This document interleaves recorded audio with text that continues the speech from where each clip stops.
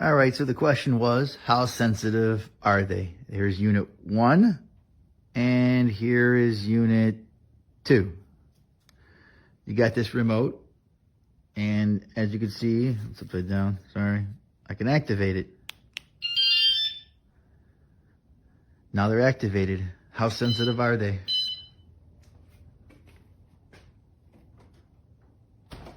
I turned down the sensitivity, so that's a good thing. And if it goes off anymore, they're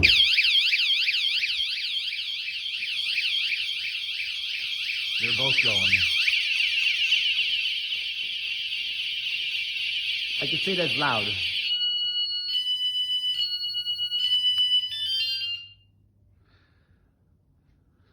Well, the only trick is now they have to get mounted to the inside of the trailer. So that'll hopefully stop that. I've even added extra security as well, where it goes from one side to the next side. I should have probably got a little bit longer, and then I could have locked this down completely, but this will stop. This is looped in, and the other side is looped in. That's it for now.